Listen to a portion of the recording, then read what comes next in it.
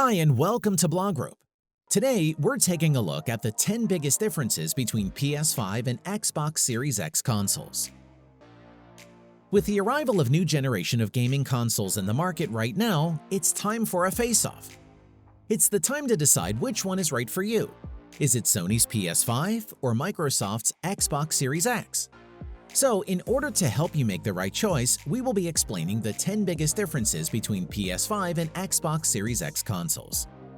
We will compare and analyze both so you can be as informed as possible about this brand new world of gaming. Both the Xbox Series X and PS5 are leaps and bounds ahead of their last-gen counterparts, placing them in leagues with some of the best gaming PCs on the market. Although both the consoles come at a same price of $500, but what all areas do they differ in, we will find that out in today's video. We'll go over key factors to consider like exclusives, subscriptions, peripherals, and more to make it easy for you to choose between the two. Watch this video till the end to know the number one difference, which might prove to be the game changer between the two. So let's begin the battle of the consoles, PS5 versus Xbox Series X. Number 10. Design. Microsoft and Sony have both taken different approaches to their next-generation console designs. The Xbox Series X looks like a matte black cuboid. It measures 30 by 15 by 15 centimeters, weighs 4.45 kilograms, and works with a 130mm fan that draws cool air up through the vents in the bottom and sends hot air out through outlets at the top. There's no HDMI input or optical output, which was present in the previous generation. When both PS5 and Xbox Series X are placed side by side vertically, clearly PS5 towers over. It is slimmer and looks very sci-fi. Its curvaceous lines and glossy white finish contrast with the Xbox's sharp geometric silhouette and stealthy matte black paint. While standing, it can be easily fit to the TV stand, but it can cause space issues when laid horizontally, as you have to allow space around it for air to flow. Secondly, when it comes to accessing internals, Sony is allowing PS5 owners to open up the consoles and clean out dust. You even expand its storage capabilities through an M.2 SSD slot. But the Xbox Series X doesn't invite or allow you to open it up, and storage expansion is handled by proprietary expansion cards. Number 9. Controllers. Both consoles come with new controllers, but let's find out which one is better. PS5's controllers feature the DualSense technology, while the Xbox Series X controller is a refined version of the last with more ergonomically designed body. Talking about the basics, both controllers have two thumbsticks, 4 face buttons, a continuation of the shapes versus letters battle for supremacy, and a 3.5mm headphone jack. The D-pads are slightly different. Sony's DualSense features a split 4-button pad, and the Xbox controller packs a hybrid D-pad with a cross pattern and rounded diagonals. Both controllers also have 2 bumpers and 2 triggers, as well as a top-mounted USB-C port. Overall, we would say that though Series X controller is better than previous controller, but not drastically so. So you can save some money and use your old controllers on the system on any game, as they would work just fine. But it's a different story with the PS5's DualSense, which is a massive step up from the DualShock 4 that preceded it. It is packed with technology that helps immerse you in the games you play in new and inventive ways. Therefore, DualShock 4 pads are compatible with the PS5 for playing PS4 titles, but PS5 games are DualSense only. Number 8. VR. To experience virtual reality on console, you'll have to invest in a PS5. Sadly, Microsoft has shown no interest in such in bringing VR experiences to its consoles so far. Therefore, Sony's PS5 is your next-gen console if you are looking forward to experience the VR technology. Sony has confirmed that PS5 is fully compatible with Sony's pre-existing PlayStation VR headset. Needless to say that the pre-existing PSVR headset has proven popular among PS4 gamers over the last few years. To use it with PS5, you'll need PSVR, the PS4 camera, and a PlayStation camera adapter, which is available for free to existing PSVR owners. The new PS5 camera is not compatible, but existing PSVR accessories like the PlayStation Move remotes and the aim controller will work just fine. There are some great games available for the platform, and we are hoping Sony will release a new PlayStation VR headset very soon. Number 7. Backwards compatible. Both PS5 and Xbox Series X support backwards compatibility, but to varying degrees. PS5 backwards compatibility lets you play most of your PS4 games on the new system, with Sony even going as far as to commit to what it is calling cross-generation support, designed to ensure that PS4 players are able to play multiplayer games with those that have already made the jump to PS5. Unfortunately, the PS5 isn't backwards compatible with games from generations before PS4. On the other hand, the Xbox Series X backwards compatibility features spans 4 generations worth of Xbox games, proving that Microsoft understands how important it is that the best and select games released on the Xbox platform since 2001 are playable on Xbox Series X. If that weren't enough, all Xbox One accessories and peripherals will work on Xbox Series X, and your games, achievements, progression, and accessories move forward with you. So, what do you prefer? An overall generation shift, or a shift that doesn't need to mean a change in the way you experience video games on your system of choice? Number 6. Game selection. No doubt, both the consoles have an incredible game selection, but undeniably, PS5 has the more exciting game selection. Just in terms of first-party titles, the PS5 launched with Spider-Man Miles Morales, Demon's Souls, Sackboy: A Big Adventure, and the surprisingly delightful Astro's Playroom.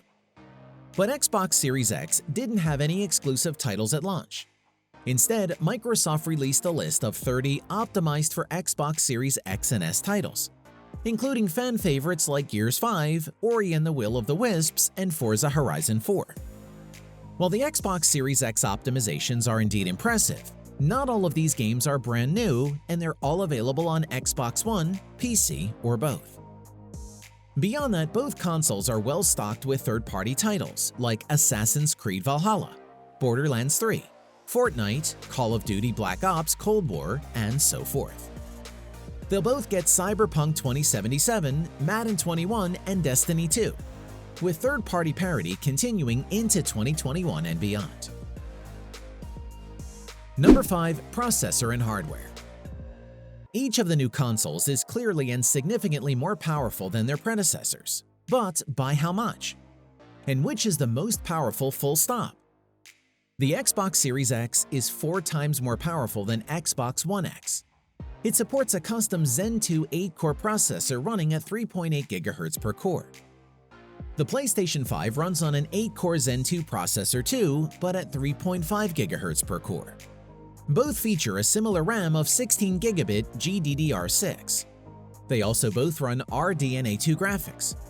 Both display excellent handling over games with ray tracing, full resolutions, even 60 frames per second enabled. However, the Xbox Series X has a slight upper hand with its GPU having 12 T-flops of power across 52 CUs. In comparison, the PS5 has 10.3 T-flops of power across 36 CUs. Number 4. Picture quality. Both consoles are capable of up to 4K or 2160p resolutions at 60 frames per second. They can also output 120 frames per second, which will be an option on some games, but likely only at up to 1440p on Series X, 1080p on PS5. They each include support for ray tracing, which will put them on par with modern PC graphics cards. It introduces accurate and realistic lighting to great effect. Only the Xbox Series X supports variable refresh rate or VRR and auto low latency mode ALLM. These effectively send signals to a compatible TV to both switch it into game mode and prevent screen tearing in games, by directly matching the frame rate if it is dynamic. Number 3. Storage. Both have adopted solid-state drives for storage in order to speed up loading times. The Xbox Series X features a 1TB internal SSD with approximately 802 GB available to the user after system software, etc. It is capable of read speeds of up to 2.4 gigabit per second or 4.8 gigabit per second uncompressed. The PS5 has less storage space. Its SSD offers 825 GB, but only 667 GB of that is available to the user. It runs quicker though, up to 5.5 gigabit per second. Both have the ability to increase that storage through expansion cards. In the case of Xbox, you can purchase an official 1 terabyte storage expansion card that slots into a dedicated port on the rear.